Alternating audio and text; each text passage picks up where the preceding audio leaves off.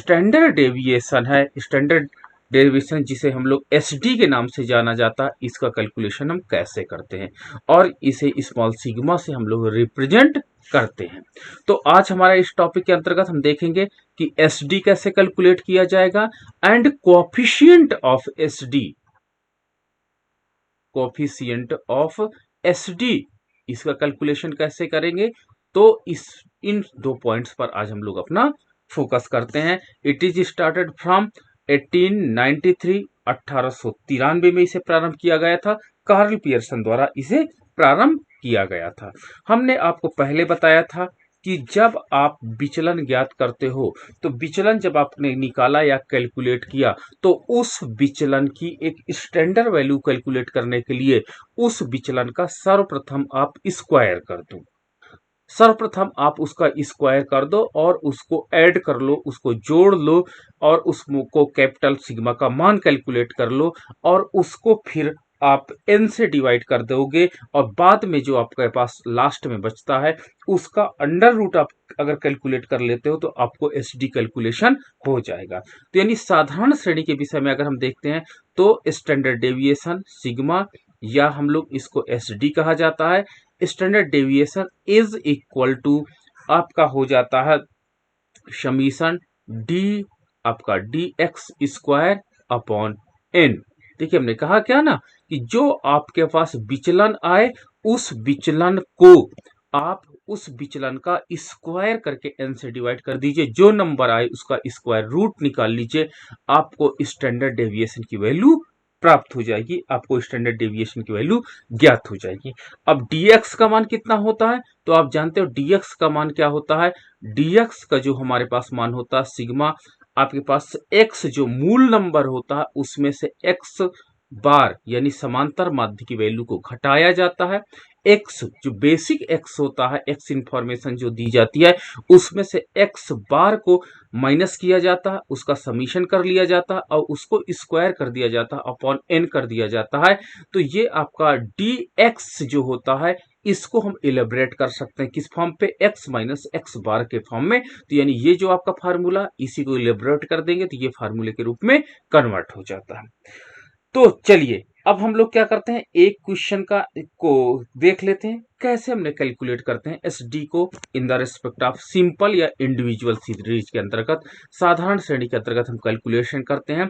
और इसके अंतर्गत आपके क्या कहते हैं सप्ताह दिए गए हैं, 10 सप्ताहों का डेटा दिया गया है और आय क्या होता है, जो लेबर है वो इनकम पा रहे हैं, इनकम अर्न कर रहे हैं, तो उसका हमको एसडी स्टैंडर्ड डेविएशन कैलकुलेट करना देखते हैं। तो हमारे पास वीक एंड जो लेबर है अर्निंग उनकी, ठीक है। तो अर्निंग मतलब एक्स इंफॉर्मेशन हमको गिवन है। फर्स्ट वीक में जो लेबर अर्न कर रहे हैं वो 54 रुपए, ठीक है, के रेट से है। सेकेंड वीक में इन्होंने अर्न किया 62 रुपी के रेट से। थर्ड वीक जो आपका आता है इसमें इन्होंने 63 रुपी के रूप में। फिर आपके पास जो चौथा वीक आता है 65 रुपी के रूप में। पांचवें वीक में इन्होंने 68 रुपी आपका अर्न किया, इनकी एवरेज इनकम रही। आपका छठा वीक था 71, सातवां वीक था आपका 73, आठवां वीक था 78, नाइन्थ वीक था आपका 82 और आपका 10th वीक था 10वां वीक था और ये था इनकी अर्निंग 84। तो ये इंफॉर्मेशन हमारे पास दी गई है, इसे हम साधारण श्रेणी की संज्ञा दे सकते हैं। क्यों? क्योंकि इसमें वीक इंफॉर्मेशन, ठीक है, फर्स्ट एक वीक से लेकर के आपका 10 वीक के लिए इंफॉर्मेशन दी गई है कि मजदूरी कैसी थी, उसकी हमको डेटा ये दिया है, एक्स का मान दिया है। तो इसमें हमको ये निकालना है कि प्रमाप विचलन क्या है, स्टैंडर्ड डेविएशन या मानक विचलन आपकी गणना कीजिए, मानक विचलन की गणना कीजिए तथा मानक विचलन गुणांक की गणना करना है। ये दो इंफॉर्मेशन को इससे कैलकुलेट करनी है। तो हमने आपको बताया क्या कि सबसे पहले आप इसका समांतर माध्य निकाल लीजिए। समांतर माध्य निकाल लीजिए तो x को सबको ऐड कर देंगे, तो जब सबको x को ऐड करेंगे तो सिग्मा एक्स का मान जो आएगा वो आपको आया 700 सिग्मा एक्स का मान आया, और एन का मान कितना है 10 है, क्योंकि 10 वीक की इंफॉर्मेशन को दी गई है। ठीक है, यहां पर n की जो वैल्यू होती है वो साधारणतः सिंपली प्राप्त हो जाती है, जबकि विच्छिन्न तथा अविच्छिन्न श्रेणी के अंतर्गत n की वैल्यू निकालने के लिए सिग्मा f करना होता है। ये पॉइंट आपका नोट करना होता है कि यहां पर n आपको सिंपली मिल जाता है, काउंट कर लेते हैं हाउ मच नंबर। ठीक है, तो n का मान आप कैलकुलेट कर लेते हैं, बट आपका विच्छिन्न तथा अविच्छिन्न श्रेणी के अंतर्गत सिग्मा f की वैल्यू को आप n की वैल्यू कहते हैं। चलिए, अगली टेबल जो आपकी बनेगी वो डी की टेबल बनेगी। डेविएशन मतलब विचलन निकालना। डेविएशन निकालने के लिए एक्स में से एक्स बार की वैल्यू को माइनस आप कर दोगे, एक्स से एक्स बार की वैल्यू माइनस कर दोगे तो डीएक्स टेबल प्राप्त हो जाएगी। तो चलिए पहले इसका समांतर माध्य निकाल लेते हैं। तो 700/10, तो समांतर माध्य जो होगा X bar is equal to sigma X upon N हो जाएगा, यानी 700/10, it means it will be 70 हो जाएगा। 70 मान हमने कैलकुलेट कर लिया, 70 मान हमने निकाल लिया। क्या है ये? समांतर माध्य की वैल्यू है। चलो, समांतर माध्य की वैल्यू जब हमने कैलकुलेट कर लिया तो अब इसको माइनस कर दो, तो 54 माइनस 70 आपका पास वैल्यू आ जाएगी -16। ठीक है, फिर आपके पास कितनी, इसमें देखो प्लस और माइनस में वैल्यूज रखना ये मॉडिफाई नहीं है। मॉडिफाई जो आपका था इसके प्रीवियस में था, आपने मॉडिफाई रूप प्रीवियस में देखा और वहां पे सारी वैल्यू क्या हो गई थी, वहां पर सारी वैल्यू को हमने मॉडिफाई फॉर्म में रखा था, इसलिए वहां सारी वैल्यू प्लस में रखे। यहां पर आपको अगर माइनस में वैल्यू आती है तो माइनस में रखना होगा, और अगर प्लस में आती है तो प्लस में वैल्यूज को आपको रखना होगा, नो प्रॉब्लम। ठीक है, आपका 63 माइनस 70 माइनस 7, आपका 65 माइनस 70 आपका हो जाएगा -5। ठीक है, 68 माइनस 70 इक्वल टू -2 हो जाएगा। 71 माइनस 70 इक्वल टू 1 हो जाएगा। 73 माइनस 70 इक्वल टू 3 हो जाएगा। 78 माइनस 70 इक्वल टू 8 हो जाएगा। 82 माइनस 70 आपका कितना हो जाएगा? आपका 82 12, आपका 84 माइनस 70 आपका हो जाएगा 14। ठीक है, ये मैंने कैलकुलेट कर लिया। ठीक है, सारी x की वैल्यू से, x की वैल्यू जो गिवन थी उससे मैंने समांतर माध्य को माइनस कर दिया, तो मुझे dx या x माइनस एक्स बार की टेबल प्राप्त हो गई, जो आप इजिली प्राप्त कर सकते हैं। बस अंतर ये हो जाता, माध्य विचलन, मानक विचलन और माध्य विचलन, आपका माध्यिका विचलन तथा बहुलक विचलन से अंतर ये हो जाता है कि इसमें जो वैल्यूज आती है उनको प्लस या माइनस में जो वैल्यू आएगी उसको उसी एज इट इज रखना पड़ेगा, जबकि वहां पे मॉडिफाई कर दिया गया। जो सबसे बड़ा उनका दोस्त था, वहां पे वो दोस्त था, उस सीरीज को निकालने के लिए सबसे बड़ा वहां पे दोष माना गया, क्योंकि आपने क्यों वैल्यूज को प्लस, जो भी वैल्यू आई, जैसे वहां पे -16 आया था तो प्लस हमने 16 क्यों कर दिया था, उसको कैलकुलेशन में एक दोष था, वो दोष को यहां पर हटाया गया। चलिए, अब मैंने क्या बताया कि अब इसको स्टैंडर्ड फॉर्म में आपका कन्वर्ट कर लीजिए। तो स्टैंडर्ड फॉर्म में कन्वर्ट करने के लिए मैंने आपको, अगर वहां पर होता माध्य विचलन तो डायरेक्ट यहीं से मैं कैलकुलेट कर लेता, लेकिन स्टैंडर्ड डेविएशन में निकाल रहा हूं तो इसको स्टैंडर्ड फॉर्म में कन्वर्ट कर दो, dx स्क्वायर का मान निकाल लो, तो यानी 16 का स्क्वायर हो जाएगा। ठीक है, तो जब 16 का स्क्वायर हो जाएगा तो इसकी वैल्यू प्लस में आ जाएगी, 256 आ जाएगा। 8 का स्क्वायर 64 हो जाएगा। 7 का स्क्वायर 49 हो जाएगा। 5 का स्क्वायर 25 हो जाएगा। ठीक है, 2 का स्क्वायर 4 हो जाएगा। 1 का स्क्वायर 1 हो जाएगा। 3 का स्क्वायर 9 हो जाएगा। 8 का स्क्वायर 64 हो जाएगा। 12 का स्क्वायर 144 हो जाएगा। आपका 14 का स्क्वायर 196 हो जाएगा। इस प्रकार सारी वैल्यूज को आप स्क्वायर फॉर्म में कर करके ऐड कर दीजिए। ठीक है, तो अब जब ऐड कर देंगे तो आपको वैल्यूज क्या क्या हो जाएगा? सिग्मा टी एक्स स्क्वायर का मान कितना प्राप्त हुआ? 812 प्राप्त हो जाएगा। ठीक है, तो ये वैल्यूज को आप ऐड कर देंगे तो आपको इजी गोइंग मिल जाएगा। चलो अब हम कैलकुलेट कर लेते हैं। हम फार्मूला जानते हैं, small sigma is equal to S D, ठीक है, इसको एस डी भी कहते हैं, इज इक्वल टू आपका under root sigma D X square upon N होता है। फार्मूला हम जानते हैं स्टैंडर्ड डेविएशन निकालने का, तो हमने इसमें अंतर यही होता है कि इसमें स्क्वायर निकाला जाता है, फिर उसका रूट निकाल दिया जाता है, अंडर रूट की वैल्यू निकाल दी जाती है, स्क्वायर रूट निकाल देते हैं, बस वही कैलकुलेशन हो जाती है। तो हमारे पास कितना आया, 812 आया। सिग्मा डी एक्स स्क्वायर का मान 812 बटे एन का मान 10 है, वी नो दैट 10 है, 10 की वैल्यूज को पुट कर दिए। अब हमारे पास ये आएगा अंडर रूट 800, अब ये अंडर रूट आप सॉरी 12 है ना, 81.2 आ जाएगा, 81.2 आ जाता है। इसका अंडर रूट हम लोग निकालते हैं, तो जब इसका रूट निकालते हैं तो 9 पॉइंट आपका 01 अप्रोक्सीमेट आ जाता है वैल्यू, क्या स्टैंडर्ड डेविएशन का मान 9.01 आ जाता है। ठीक है, अब जब हमारे पास दो सीरीज के मध्य तुलना करनी होती है तो इसको कोएफिशिएंट का मान आप वहां पर निकाल लोगे, और कोएफिशिएंट का फार्मूला होता है जो कोएफिशिएंट इक्वल टू आपका जो समांतर आपका मानक विचलन बटे समांतर माध्य होता है। तो ये आपका क्या है 9.01 अपॉन क्या है वैल्यू एन की, ओ सॉरी ये समांतर माध्य की वैल्यू कितनी थी 70, आप इसे 70 से डिवाइड कर दीजिए।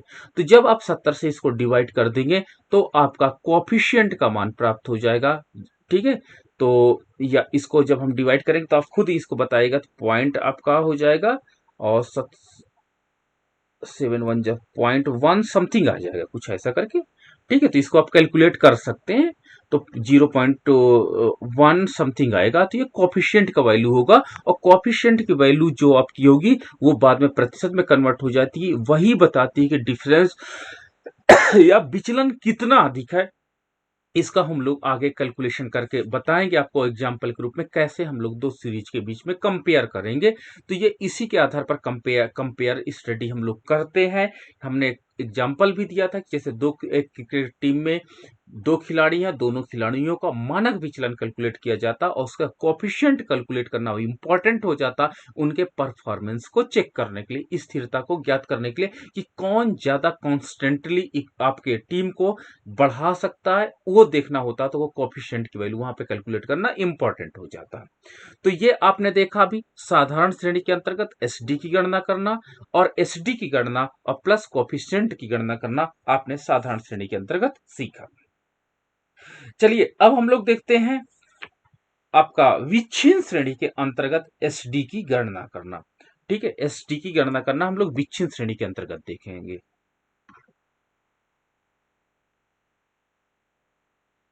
विच्छिन्न श्रेणी के अंतर्गत आपका डिस्क्रीट सीरीज के अंतर्गत जब हम गणना करते हैं तो इसके फार्मूले को थोड़ा सा इंप्रूव करते हैं। फार्मूले को इंप्रूव करने का मतलब होता है इसमें थोड़ा सा परिवर्तन को हम लोग एक्सेप्ट करते हैं, और उस परिवर्तन को आप देखिएगा। तो हमारे पास जो विच्छिन्न श्रेणी होता है उसमें आप जानते हो कि x की इंफॉर्मेशन दी जाती है एंड f की इंफॉर्मेशन दी जाती है। ठीक है, आप अभी तक जो कार्य किए हो वही कार्य करना है, और लास्ट में जो आपका f का मान होता है वो उसको dx के साथ मल्टीप्लाई करना होगा। यानी इसका जो फार्मूला होगा आपके पास S D standard deviation is equal to under root आपका मान, इसकी वैल्यू हो जाएगी आपका स्टैंडर्ड डेविएशन आपका सिग्मा एफ आपका D X square upon N, ये आपका फार्मूला बन जाएगा। क्योंकि इसमें f की वैल्यू एडिशनल आ जाती है, तो जो आप डी एक्स स्क्वायर अभी निकाले हो, पीछे वाली टेबल में आपने निकाला डी एक्स स्क्वायर जो निकाले हो उसको f से साथ आपको मल्टीप्लीकेशन करना पड़ेगा। ठीक है, और उसका क्या होगा अंडर रूट आप निकाल लीजिएगा। बच्चे इसमें गलती है क्या करते हैं कि f एंड dx को पहले मल्टीप्लाई कर लेते हैं और दोनों का स्क्वायर करते हैं, जिससे वैल्यू गलत हो जाती है। नहीं, आपको क्या करना है dx को पहले स्क्वायर कर लेना है, पहले इसको स्क्वायर कर लेना और फिर f के साथ मल्टीप्लाई करना है। आपको पहले नहीं f और dx का मल्टीप्लीकेशन नहीं करना है, और फिर लोग क्या करते हैं, एफ और डीएक्स का पहले मल्टीप्लीकेशन कर लेते हैं, फिर स्क्वायर करते हैं, वैल्यू गड़बड़ हो जाती है। आपको जो डेविएशन आए, जो विचलन आए, उसका स्क्वायर कर देना और जो स्क्वायर की टेबल आएगी उसको एफ के साथ मल्टीप्लीकेशन करना। ये पॉइंट आपका यहाँ पे नोटेबल बन जाता है। ठीक है, तो यहां पर sigma F D X square upon N हो जाता है। तो ये हम इस प्रकार एस डी की गणना कर सकते हैं। चलिए एक एग्जाम्पल इसका भी हम देखते हैं विच्छिन्न श्रेणी के अंतर्गत। ठीक है, हमारे पास आपके पास साइज दिया गया है। ठीक है, साइज दिया गया है एंड उसकी फ्रीक्वेंसीज को दी गई है, उसकी एफ की वैल्यू को दी गई है। जैसे साइज आपका है 5, उसकी फ्रीक्वेंसी कितनी है 2, 10 नंबर कितने हैं 7, आपके पास 15 नंबर कितने हैं, आपके पास 11, आपके पास 20 नंबर कितने हैं, आपके पास 15, आपके पास 25 नंबर कितने गिवन है दिए हैं, 25 नंबर आपका 10, आपका 30 नंबर कितने हैं, आपका 4। ठीक है, आपका 35 नंबर कितने हैं 1। तो this is the information given. ये आपका एक्स है, साइज गिवन है 5 नंबर का। 5 नंबर पाने वाले स्टूडेंट या 5 नंबर के शूज कितने हैं, 2 लोगों के पास है। 10 नंबर पाने वाले कितने स्टूडेंट है क्लास में, मान लो 7 हैं। 15 नंबर पाने वाले स्टूडेंट कितने हैं 11 है। 20 नंबर पाने वाले कितने स्टूडेंट है 15 है। 25 नंबर पाने वाले कितने स्टूडेंट है 10 है। 30 नंबर पाने वाले कितने स्टूडेंट है 4 है। 35 नंबर पाने वाले कितने स्टूडेंट है 1 है। ठीक है, तो ये मेरे पास इंफॉर्मेशन गिवन है और ये आपके पास एक विच्छिन्न श्रेणी के रूप में है। ठीक है, आपको कैलकुलेट करना है, स्टैंडर्ड डेविएशन का मान निकालिए and coefficient of S D की गणना करना है। तो ये दो कैलकुलेशन आपको संपन्न करनी है। तो चलिए इसको हम लोग अब क्या करते हैं, कैलकुलेट करते हैं। तो सबसे पहले आप क्या करोगे, एक्स निकालोगे, एक्स बार निकालोगे, समांतर माध्य निकालोगे, तो एफ इंटू एक्स कर दोगे। यही तो होता है ना, समांतर माध्य निकालना कि जो आपके पास फ्रीक्वेंसी है उसको एक्स से मल्टीप्लीकेशन कर दीजिए। तो 2 का 5 से मल्टीप्लीकेशन करेंगे तो आपका 10 आ जाएगा। 7 का 10 से करेंगे तो 70 आ जाएगा। आपका 15 को आपका 11 का 15 से करेंगे तो 165 आ जाएगा। आपका 15 का 20 से करेंगे तो 300 आ जाएगा। आपका 10 का 25 से करना है 250 आ जाएगा। 4 का 3 से करना है तो 120 आ जाएगा। 35 का करेंगे तो 35 आ जाएगा। तो ये मुझे आपका एफ एक्स प्राप्त हुआ। इसका हम सिग्मा एफ एक्स निकाल लेते हैं तो मेरे पास वैल्यू आ जाती है 950 वैल्यू मैं प्राप्त कर लेता हूँ। 950 वैल्यू मुझे प्राप्त हो जाती है। एंड हम लोग क्या करते हैं, सिग्मा एफ का मान निकाल लेते हैं तो एन निकल आता है। तो इन वैल्यूज को हम ऐड कर देते हैं तो मुझे ऐड करने पर 50 मिला। तो ये आपकी एन की वैल्यूज 50 आ गई और आपका सिग्मा, अब सिग्मा एफ एक्स का मान कितना आ गया 950 आ गया। चलिए हम समांतर माध्य निकालते हैं। तो समांतर माध्य is equal to sigma F X upon N होता है और सिग्मा एफ एक्स की वैल्यू होती है 950 बटे 50 और आपकी वैल्यू आ जाएगी कितनी, वैल्यू आपकी आ जाती है 19। X bar is equal to आपकी वैल्यू आ गई 19। तो ये आपका समांतर माध्य अर्थमेटिक मीन निकल करके आ जाता है। ये अर्थमेटिक मीन आपका 19 आ गया। तो जब अर्थमेटिक मीन आ गया, अब आपके पास क्या हो गया कि जो आपके पास x दिया है उससे विचलन ज्ञात कर लीजिए। यानी आप dx निकाल लीजिए। dx का मतलब होता है x माइनस एक्स बार निकाल लीजिए। ठीक है, समांतर माध्य निकालिए। समांतर माध्य के बाद जो आपके पास वैल्यूज है x, उसमें से आप इसका डेविएशन या विचलन का मान जरूर निकालिए। ठीक है, तो चलिए 5 माइनस आपका 19 हो जाएगा। ठीक है, 5 माइनस 19 मतलब क्या हो जाएगा -14। ठीक है, फिर उसके बाद आपके पास क्या हो जाएगा, आपके पास हो जाएगा 10 माइनस 19, इट मीन्स क्या हो जाएगा -9। ठीक है, फिर 15 माइनस 19, इट मीन्स क्या हो जाएगा -4। फिर आपके पास 20 माइनस 19 इज इक्वल टू आपके पास हो जाएगा 1। फिर आपके पास 25 माइनस 19 इसकी वैल्यू हो जाएगी 6। फिर 30 -19, इसकी वैल्यू हो जाएगी आपके पास 11 एंड आपके पास 35 -19, इसकी वैल्यूज हो जाएगी आपकी 16। चलो, आपने डेविएशन निकाल लिया, विचलन निकाल लिया।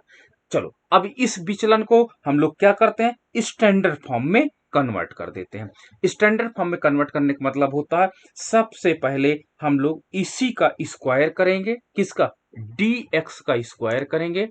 ये आपकी वैल्यू जो होगी इसको स्क्वायर किया जाएगा और f से मल्टीप्लाई किया जाएगा। ठीक है, ये पॉइंट आप नोट रखिएगा। यही पॉइंट में यहां गड़बड़ करते हैं कि लोग सबसे पहले dx को f में मल्टीप्लाई कर देते हैं। नहीं, आपको क्या करना है कि इसको जो आपके पास ये जो वैल्यूज है इसका स्क्वायर की टेबल आपको बना लेनी होगी और स्क्वायर की टेबल बनाने के बाद आपको उसके बाद f में मल्टीप्लीकेशन करना होगा। ठीक है, तो आप dx स्क्वायर जो आप कन्वर्ट कर लीजिए और उसको f में मल्टीप्लीकेशन करना है उसके बाद। तो पहले स्क्वायर आपका 14 का 14 टाइम में मल्टीप्लीकेशन एंड फिर 2 में मल्टीप्लीकेशन करना है। तो चलिए एक इस क्रिया को हम लोग संपन्न करते हैं। 1 मिनट।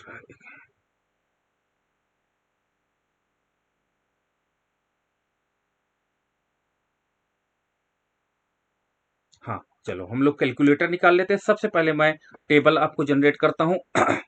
इसको f की नहीं करता हूं, पहले dx स्क्वायर की हम लोग निकालते हैं ना। तो -14 का हो जाएगा कितना, 196।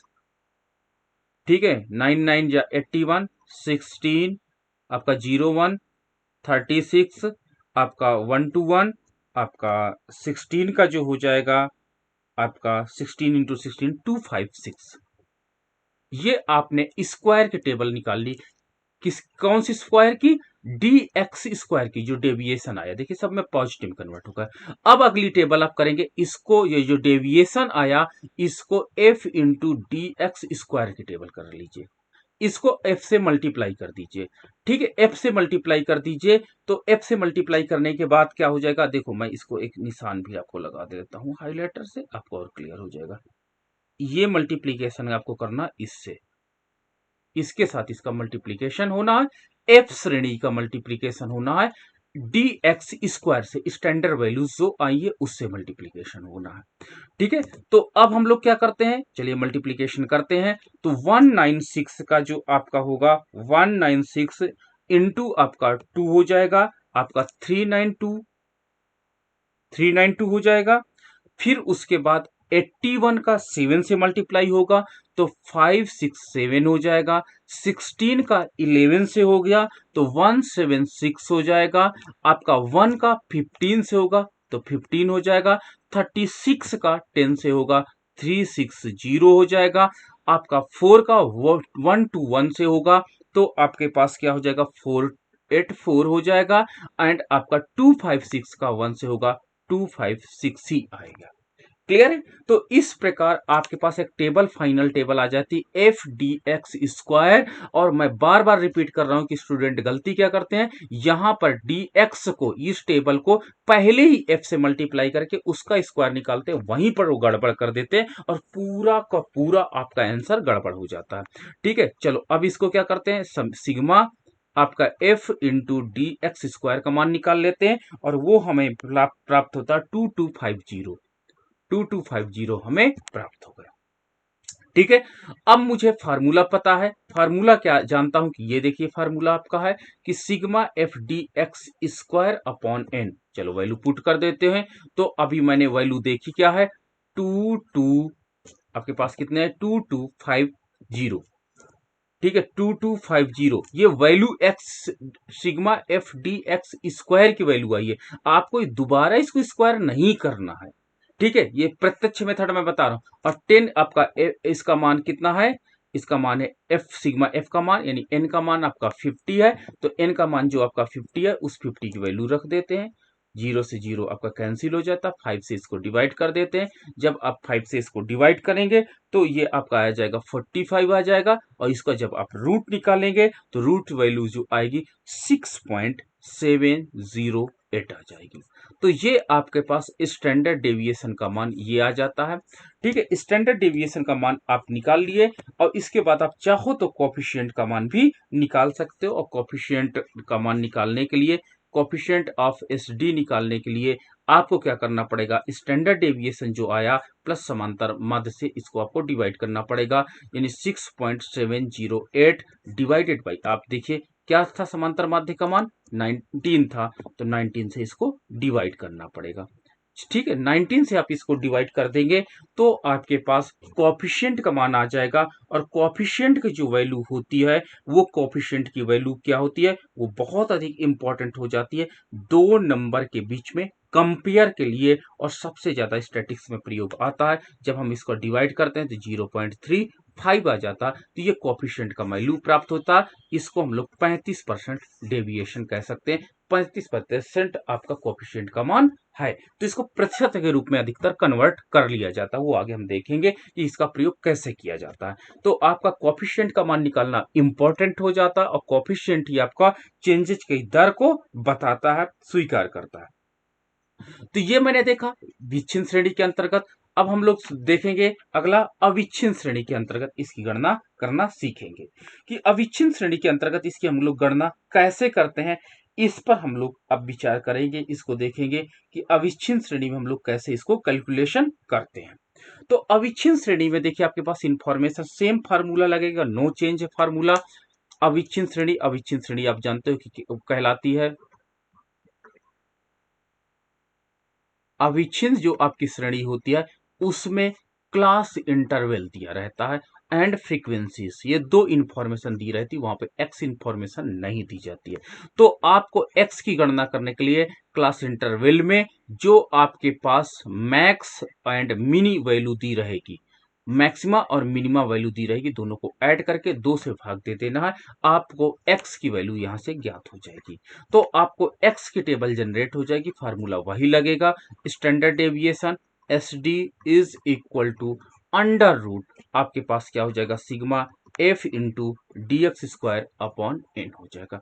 इस फार्मूले का ही प्रयोग आप करोगे और इसके द्वारा आपको क्या हो जाएगा, स्टैंडर्ड डेविएशन का मान निकल आएगा। बस इसमें क्या करना है कि मैक्सिमा प्लस मिनिमा के वैल्यू के द्वारा आपको एक्स की एक टेबल जनरेट करनी होगी। बाकी आपने विच्छिन्न श्रेणी की तरह ही इस प्रश्न का भी उत्तर आपको आंसर कैलकुलेट करना, कोई प्रॉब्लम इसमें नहीं आती है। तो चलो हम लोग कैलकुलेट करते हैं। मेरे पास इंफॉर्मेशन गिवन है, मेरे पास इंफॉर्मेशन दी गई है। उस इंफॉर्मेशन में क्या दिया गया है कि क्लास इंटरवल दिया है गया है। क्लास इंटरवल गिवन है मेरे पास। 0 से 10 नंबर पाने वाले कितने स्टूडेंट हैं, 0 से 10 नंबर पाने वाले फ्रीक्वेंसीज दी गई है। मैं एक टेबल छोड़ देता हूं कि ताकि मेरे लिए एक्स कैलकुलेट हो सके। फ्रीक्वेंसी दी गई है 10 स्टूडेंट है, 0 से 10 नंबर पाने वाले। 10 से 20 नंबर पाने वाले कितने स्टूडेंट हैं, 15 स्टूडेंट है। 20 से 30 स्टूडेंट पाने वाले नंबर पाने वाले कितने हैं, 25 स्टूडेंट है। 30 से 40 नंबर पाने वाले कितने स्टूडेंट हैं, 25 है। 40 से 50 नंबर पाने वाले कितने स्टूडेंट हैं, आपके पास 10 स्टूडेंट है। 50 से 60 नंबर पाने वाले कितने स्टूडेंट हैं, आपके पास 10 स्टूडेंट है। आपका 60 से 70 नंबर पाने वाले कितने स्टूडेंट हैं, आपके पास 5 है। ठीक है, ये इंफॉर्मेशन मेरे पास गिवन है। ठीक है, आपको कैलकुलेट करना है what is the value of S D, standard deviation का मान क्या होगा, एंड आपके पास कोफिशिएंट का मान क्या होगा, कोफिशिएंट का मान, coefficient of S D calculate करना है, यानी दो इंफॉर्मेशन आपको कैलकुलेट करनी है। ठीक है, तो सबसे पहले आप x की टेबल जनरेट कर दो विद द हेल्प ऑफ सी आई की हेल्प से आप x की टेबल को जनरेट कर लो। और x की टेबल को जनरेट करने के लिए मैंने आपको बताया था कि मिनिमा और मैक्सिमा की वैल्यू को जोड़ दो, 0 और 10 को जोड़ दो, 2 से भाग दे दो, तो कितना आ जाएगा, 5। मिनिमा और मैक्सिमा की वैल्यू को जोड़ दो, 2 से भाग दे दो, तो कितना आ जाएगा, 10 प्लस 20, 30, 2 से भाग दे दो, 15। ठीक है, 25, आपका 35, आपका 45, आपका 55, और फिर से 60 और 70 को जोड़ दो, ऐड कर दो, 2 से भाग दे दो, तो कितना आपके पास आ जाएगा 65। तो इस प्रकार से आपको x की टेबल जनरेट हो जाती। अब देखिए x को, अब देखिए f को देखिए, तो आपको क्या लग रहा होगा, विच्छिन्न श्रेणी ही मिल गई। तो मुझे अविच्छिन्न श्रेणी को सबसे पहले विच्छिन्न श्रेणी या असतत श्रेणी को सतत श्रेणी में कन्वर्ट करना होगा, और मैंने वो कन्वर्ट कर लिया। ठीक है, अब चलिए समांतर माध्य की गणना करना है, तो f इंटू एक्स की गणना करना है। f इंटू एक्स की गणना करने के लिए दोनों को मल्टीप्लीकेशन कर दीजिए। f और x को जब मल्टीप्लीकेशन करेंगे तो आपका क्या हो जाएगा, 50, आपके पास 2 to 5, आपके पास 25, 25 आपका 6 to 5, फिर 25 गुणे 35, आपके पास 875, फिर आपके पास 450, फिर आपके पास 550, फिर आपके पास 65 गुणे 5, आपके पास हो जाता है 325। ये आप एफ एक्स की टेबल निकाल लेंगे। इसके आधार पर आप सिग्मा एफ एक्स को निकाल लेंगे, और सिग्मा एफ एक्स का मान हो जाएगा यहाँ पर 3100। इनको जब जोड़ेंगे तो 3100 निकल आता है, और सिग्मा एफ की वैल्यू को जब हम लोग कैलकुलेट करते हैं तो ये 100 मिलता है। यानी एन नंबर कितने हुए, 100 हुए। सिग्मा एफ एक्स कितना हुआ, 3100 हुआ। आपका समांतर माध्य यहीं पर मैं कैलकुलेट कर देता हूं। समांतर माध्य बराबर हो जाएगा sigma F X upon N, यानी इसकी वैल्यू 3100, 3100 बटे 100 मीन्स समांतर माध्य का मान आ जाता है कितना, 31 आ जाता है। इसकी वैल्यू समांतर माध्य की वैल्यू आ जाती, जो मैंने यहीं पर कैलकुलेट कर दिया। अब मुझे अगली टेबल बनानी है, dx टेबल जनरेट करनी है। dx का मतलब होता है x माइनस एक्स बार की टेबल मुझे जनरेट करनी है। ठीक है, यानी x जो आपके पास नंबर दिया उसमें से समांतर माध्य को आपको माइनस करना होगा, और समांतर माध्य को जब आप माइनस कर दोगे तो आपको क्या हो जाएगा, टेबल जनरेट होगी। क्या टेबल मिल जाएगी आपको, 5 में से 31 को घटाना है तो आपका आ जाएगा -26। ठीक है, ये देखो यहाँ 15 में से 31 को माइनस करना है तो आपको आ जाएगा -16। ठीक है, फिर आपके पास 25 है, 25 में से 31 को माइनस करना है तो माइनस आपका आ जाएगा 6। फिर आपका 35 है, 35 में से 31 को माइनस करना है तो आपका आ जाएगा 4। ठीक है, इसके बाद आपका है 45, 45 में से 31 को माइनस करना है तो आपका आ जाएगा 14। आपका 55 है, 55 में से 31 को माइनस करना है तो आपका हो जाएगा 24। ठीक है, आपके पास 65 है, 65 में से 31 को माइनस करना है तो आपको आ जाएगा 34। तो ये मैंने dx टेबल जनरेट कर लिया। फिर अब dx टेबल को तुरंत कन्वर्ट करना है किसमें, dx स्क्वायर में। आपको dx स्क्वायर टेबल यहीं से फाइंड आउट करनी है। तो आपको जब dx स्क्वायर टेबल प्राप्त करनी है तो इसको क्या करना है, 26 को 26 में मल्टीप्लीकेशन करना है। ठीक है, माइनस माइनस प्लस हो जाएगा, और आपका हो जाएगा 676।